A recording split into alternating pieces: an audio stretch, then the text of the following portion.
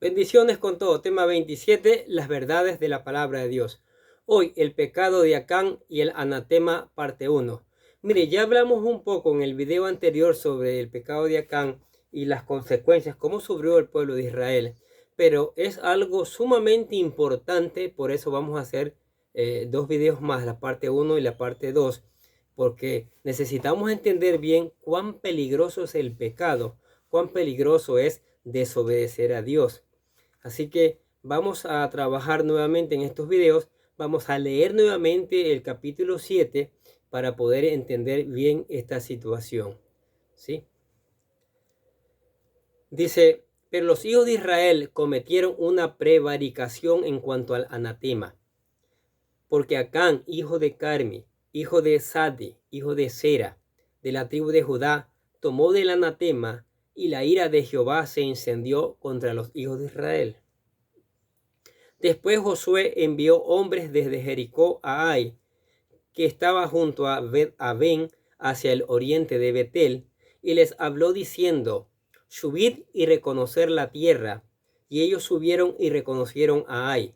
Y volviéndose Josué le dijeron, no suba todo el pueblo, sino suban como 2000 o 3000, y tomarán a Ai. No fatigues a todo el pueblo, pues yendo allí, porque son pocos. Y subieron allá del pueblo como 3000 hombres, los cuales huyeron de delante de Ai.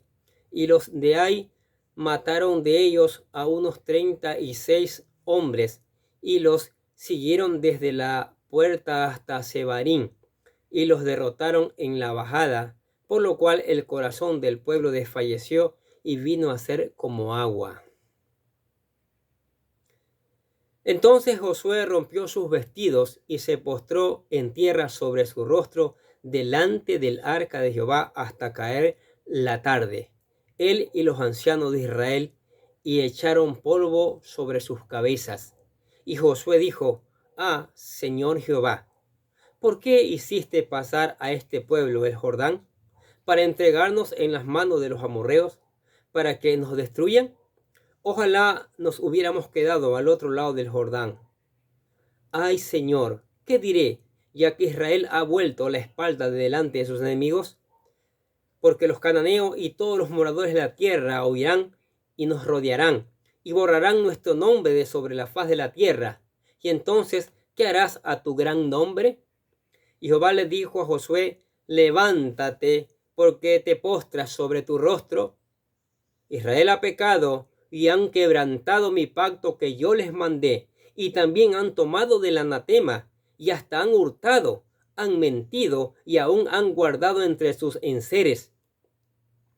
Por esto los hijos de Israel no podrán hacer frente a sus enemigos, sino que delante de sus enemigos volverán la espalda, por cuanto han venido a ser anatema.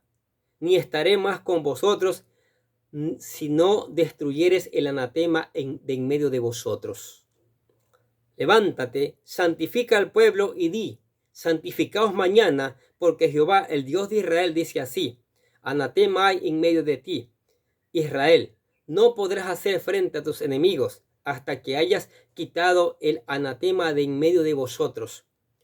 Os acercaréis, pues, mañana por vuestras tribus, y la tribu que Jehová tomare se acercará por sus familias, y la familia que Jehová tomare se acercará por sus casas, y la casa que Jehová tomare se acercará por los varones, y el que fuere sorprendido en el anatema será quemado, y todo lo que tiene, por cuanto ha quebrantado el pacto que Jehová y ha cometido maldad en Israel. Josué, pues levantándose de mañana, hizo acercar a Israel por sus tribus, y fue tomada la tribu de Judá, y haciendo acercar a la tribu de Judá, fue tomada la familia de Sera, y haciendo luego acercar la familia de los de Sera por los varones, fue tomada Sagdi. Hizo acercar su casa por los varones, y fue tomado Acán, hijo de Carmi, hijo de Sadi, hijo de Sera, de la tribu de Judá. Entonces Josué dijo a Acán, hijo mío, da gloria a Jehová, el Dios de Israel, y dale alabanza, y declárame ahora lo que has hecho, no me la encubras. Y Acán respondió a Josué diciendo, verdaderamente yo he pecado contra Jehová, el Dios de Israel. Y así he hecho.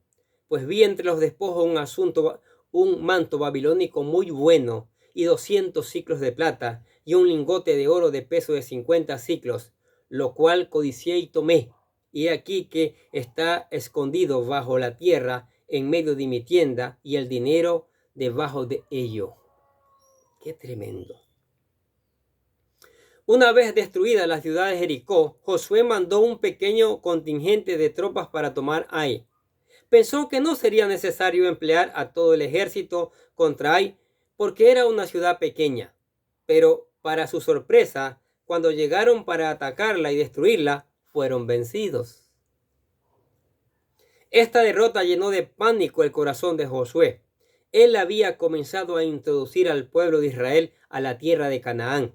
Y si una pequeña ciudad como Ai podía derrotar a su ejército, y esta noticia empezaba a circular por todo Canaán, entonces el resto de la campaña quedaría en entredicho como consecuencia.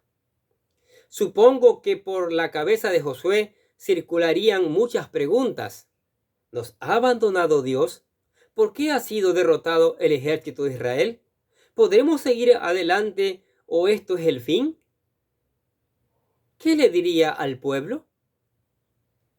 Al analizar la razón que había detrás de esta derrota, la interpretación más corriente es la siguiente.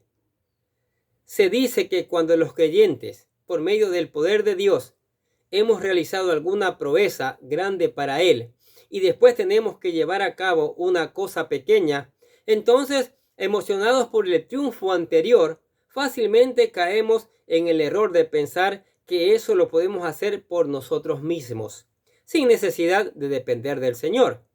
Y cuando eso pasa, Dios tiene que darnos una lección para que no olvidemos que por nuestras propias fuerzas no podemos vencer ni en lo grande ni tampoco en lo pequeño. Y que, si no tenemos esto en cuenta, nosotros también experimentaremos la derrota que sufrió el pueblo de Israel frente a los habitantes de Ai. Por supuesto, esta es una buena lección que todos debemos aprender, y lo que voy a explicar a continuación no intenta contradecir el modo alguno, pero quisiera señalar que la clave para entender lo que está pasando la encontramos en el versículo 1. ¿Sí bien? Pero los hijos de Israel cometieron una prevaricación en cuanto al anatema, porque Acán, hijo de Carmi, hijo de Sadi, hijo de Sera, de la tribu de Judá, tomó del anatema, y la ira de Jehová se encendió contra los hijos de Israel. Este hecho fue la clave de la derrota. Y para analizarlo, hemos de entender lo significativo del hecho de que Acán reservara algunas cosas para sí. Ya hemos comentado que el juicio de Dios sobre Jericó fue extremadamente severo, llegando al punto de que todo lo que allí había debía ser considerado anatema y, por lo tanto, ser destruido completamente. A Israel se le mandó que, de acuerdo con esa sentencia divina, no intentaran salvar nada de la ciudad, ya que si lo hacían, traerían el anatema sobre sí mismos. Pero a pesar de la seriedad con la que se expuso el asunto, ojo, la historia nos revela que hubo un israelita llamado Acán que, en desacuerdo con el juicio que Dios había pronunciado sobre Jericó, intentó salvar algo para sí. Finalmente fue descubierto y el anatema cayó sobre él. Por lo tanto, cuando Acán desobedeció y sacó aquellas cosas de Jericó, no solo traía el anatema sobre sí mismo, sino también sobre todo el pueblo. A no ser que Israel estuviera dispuesto a juzgar el caso y tratarlo de la manera que Dios ordenase. Esa y no otra fue la razón por la que Dios permitió que las fuerzas israelitas fueran derrotadas por los de Ai. No porque Josué estuviera actuando independientemente de Dios en este caso. Era el pecado de Acán el que había traído el anatema sobre la nación. Israel tenía que enfrentarlo y juzgarlo adecuadamente. Ahora bien, al considerar el terrible juicio que cayó sobre Jericó, me preguntaba si hay algo parecido a esto en el Nuevo Testamento. Y, aunque es cierto que ahora vivimos en la era de Cristo y su amor, sin embargo, enseguida vino a mi mente que la palabra anatema se emplea 2 veces en el Nuevo Testamento y curiosamente las 2 veces en la misma epístola, la de los Gálatas. Leyendo esta carta, noté que había múltiples similitudes verbales con esta historia de Jericó. Vamos a leer Gálatas capítulo 1, versículos de 6 al 9 para entender. Dice: estoy maravillado de que tan pronto os hayáis alejado del que os llamó por la gracia de Cristo, para seguir un evangelio diferente. No que haya otro, sino que hay algunos que os perturban y quieren pervertir el evangelio de Cristo. Mas si aún nosotros o un ángel del cielo os anunciare otro evangelio diferente del que os hemos anunciado, sea anatema. Como antes hemos dicho, también ahora lo repito. Si alguno no os predica diferente evangelio del que habéis recibido, sea anatema. Nos encontramos aquí con un pecado muy serio que consistía en predicar una perversión del evangelio del Señor Jesucristo. Aquellos gálatas que habían creído en el Señor y que en un principio manifestaban gozo y alegría, poco a poco se habían ido enfriando debido a que habían aparecido entre ellos ciertas dudas en cuanto al evangelio. Así que Pablo tuvo que argumentar con ellos que no hay otro evangelio, sino hay algunos que os perturban. Y curiosamente, esto mismo era lo que había hecho Acán al pueblo de Israel. Lo había perturbado. Mire el versículo 25 del capítulo 7 de Josué, lo que dice. Y le dijo Josué: ¿por qué nos has turbado?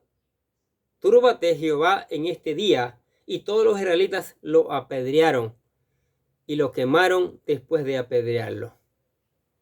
¿Qué cosa? Juicio.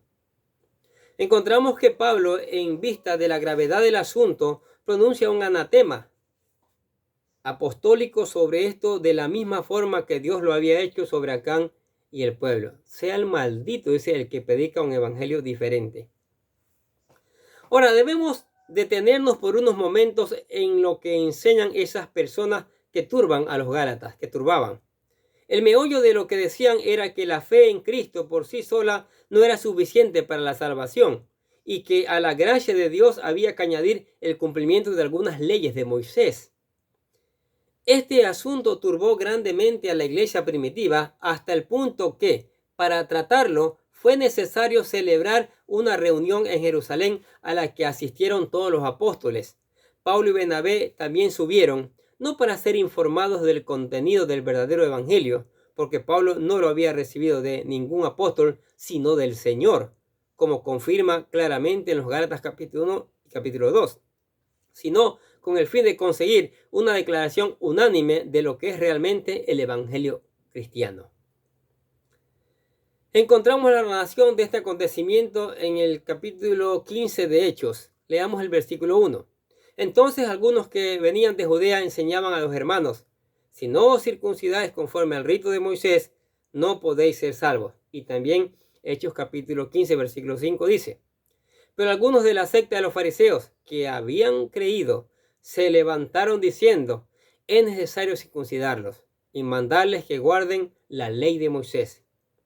Debemos observar en este último versículo que estos judíos que planteaban el problema habían creído, si bien insistían en que habían que cumplir también ciertas partes de la ley de Moisés para ser salvos.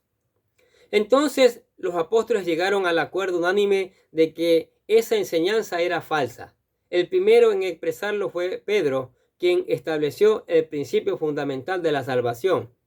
Dice Hechos 15:11, así: entonces creemos que por la gracia del Señor Jesucristo seremos salvos, y de igual modo que ellos. Con esto Pedro estaba dejando claro que la salvación es por la gracia de Dios y no por las obras. Cierto que ellos, como judíos, habían sido circuncidados, pero eso no les ayudaba a salvarse, y en ese terreno, tanto ellos como los gentiles se encontraban en las mismas condiciones. A continuación, Pedro les recuerda la ocasión en que Dios les mandó a predicar a la casa de Cornelio, un gentil, y cómo el Espíritu Santo descendió sobre ellos cuando creyeron. ¿Y cómo era posible que Dios pusiera su Espíritu Santo en el corazón de los gentiles? La respuesta está en Hechos capítulo 15, versículo 9, que dice así: y ninguna diferencia hizo entre nosotros y ellos, purificando por la fe sus corazones. Qué palabra tan maravillosa. Dios había purificado los corazones de aquellos gentiles de una forma tan completa que podían recibir su Espíritu Santo. Esa purificación se había llevado a cabo por la fe y no por la circuncisión o las leyes alimentarias de Moisés. Finalmente, Pedro pronunció un juicio muy serio sobre aquellos que estaban pervirtiendo el Evangelio. Dice Hechos 15:10: ahora pues, ¿por qué tentáis a Dios poniendo sobre la cerviz de los discípulos un yugo que ni nuestros padres ni nosotros hemos podido llevar? Ahora, llegando al capítulo 2 de Gálatas, se nos relata una historia muy diferente. La ocasión en la que Pedro visitó Antioquía y cómo por medio de su comportamiento puso en entredicho el evangelio de que profesaba creer. Muchos comentaristas creen que en este incidente debió de ocurrir antes de que Pedro hiciera la declaración de Hechos capítulo 15, porque su comportamiento en Antioquía era totalmente inconsistente con lo que él expresó en Jerusalén. Ese asunto fue que, estando en Antioquía durante algún tiempo, no tuvo ningún problema en comer con los creyentes gentiles, pero de hecho, él sabía que aunque no estaban circuncidados ni observaban las leyes alimentarias de Moisés, habían sido limpiados y purificados por medio de la fe en Cristo. Pero cuando llegaron de Jerusalén algunos judíos de parte de Jacob, empezó a apartarse de los creyentes gentiles, ya que no comía con ellos. Así Pablo se puso delante de él y le reprendió. Mira lo que dice Gálatas capítulo 2, versículo 14. Pero cuando vi que no andaba rectamente conforme a la verdad del evangelio, dije a Pedro delante de todos: si tú, siendo judío, vives como los gentiles y no como judío, ¿por qué obliga a los gentiles a judaizar? ¿Qué les parece? La palabra hay que aplicarla. La verdad del asunto es que Pedro no estaba andando rectamente conforme a la verdad del evangelio y estaba desdibujando su realidad espiritual. Así que Pablo le acusó públicamente de hipocresía.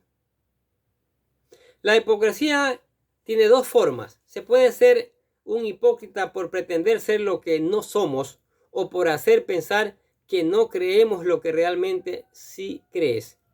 La hipocresía de Pedro era del segundo tipo. Él sí creía en su corazón que estaba bien comer con los gentiles porque había sido justificado por la fe en el Señor Jesucristo y purificados como él mismo. Pero al dejar de comer con ellos, su comportamiento estaba entrando en contradicción con lo que realmente creía. Y como ese no era el asunto, no era un asunto de poca importancia, Pablo le tuvo que reprender públicamente. Mira lo que dice Gálatas capítulo 2, versículos 15 y 16. Nosotros, judíos de nacimiento y no pecadores de entre los gentiles, sabiendo que el hombre no es justificado por las obras de la ley, sino por la fe de Jesucristo, nosotros también hemos creído en Jesucristo para ser justificados por la fe de Cristo y no por las obras de la ley, por cuanto por las obras de la ley nadie será justificado. ¡Guau! ¿Qué les parece estas verdades de la palabra de Dios? Cómo Acán codició, robó, hurtó y fue afectada toda la nación. Cómo a veces podemos ser tan hipócritas y podemos hacer caer a otros también. Mire que hasta el propio Pedro no estaba haciendo las cosas bien y fue reprendido por el apóstol Pablo. Bueno, Pedro entendió, un hombre usado por Dios, un hombre lleno por el Espíritu Santo. Nosotros debemos entender la gravedad del pecado y cómo no solo afecta a nuestras vidas, cómo no solo afecta a nuestra relación con Dios, afecta a la familia, puede afectar a toda una nación como afectó el pecado de Acán a todo Israel. Mire, 36 hombres murieron, hombres inocentes, por causa del pecado de Acán. Eso es terrible. Ahora, para arrepentirnos de todo pecado, para que la sangre de Cristo actúe redimiéndonos, tenemos que venir a Cristo. Tenemos que aceptar a Jesús como nuestro Salvador. Por eso en cada video le presentamos lo que le llamamos la oración de fe. O sea, cómo llegar a los pies de Cristo. Repítala con todo su corazón, que dice así: querido Dios, sé que soy un pecador y que nada de lo que hago puede hacerme ganar el cielo o la vida eterna. Creo que Jesucristo murió por mí derramando su sangre para lavar todos mis pecados para ser redimido, y que se levantó de la tumba al tercer día. Ahora mismo lo recibo como mi Salvador personal, confiando solamente en Él como mi único camino al cielo. Señor Jesús, séllame y lléname con tu Espíritu Santo y escribe mi nombre en el libro de la vida para ser salvo. Decimos gracias, amado Padre Celestial, por regalarme la vida eterna. Maravilloso. ¿Aceptó a Cristo? Venga la palabra. Lea de mañana, de noche, en cada momento. Lea la palabra de Dios. Busque interpretarla con la ayuda del Espíritu Santo para después obedecerla, ponerla en práctica y después predicarla. Ore en cada momento, en cada circunstancia. Cante alabanza, alabe, adore al Señor. Y venga a la iglesia. Acá juntos seguimos aprendiendo estas maravillosas verdades. Amén. Oremos. Padre, te damos gracias por tu palabra, Señor. Tu palabra maravillosa. Tu palabra, Señor, que cada día nos enseña. Aquí en este caso nos está enseñando cómo el pecado puede afectar a toda una nación. El pecado de una persona. Imagínense si se suma el pecado de uno, de otro, de otra persona. Por eso el mundo está como está. Por eso la maldad en el mundo reina. Por eso el mundo no quiere saber nada de Dios. Por esta situación tan grave de la que está sucediendo hoy. Es tiempo de arrepentirnos. Es tiempo de venir a la palabra. Es tiempo de decir al Espíritu Santo: lávame, límpiame con la sangre que derramó el Señor Jesucristo. Es tiempo de decir al Espíritu Santo, una vez lavado: toma el control de mi vida, de mi corazón, de mis acciones, de todo mi cuerpo, para ser un siervo fiel, un siervo útil en tus manos. Espíritu Santo, lleva esta palabra por todos los rincones. Lleva esta palabra y que los corazones estén hambrientos por ponerla en práctica, Señor, y también enseñarla a otros. Gracias te damos por tu amor, por tu misericordia, por tus bendiciones. Gracias te damos por la iglesia, por la familia, por los amigos, por los compañeros, por todos los que escuchan la palabra de Dios cada día, Señor. Te bendecimos y glorificamos tu nombre en el nombre del Señor Jesucristo. Y decimos amén. Y los bendecimos a ustedes que escuchan la palabra de Dios cada día. Sigamos escuchando, sigamos poniendo en práctica. Nosotros desde acá les deseamos que tengan un día, pero lleno de bendiciones.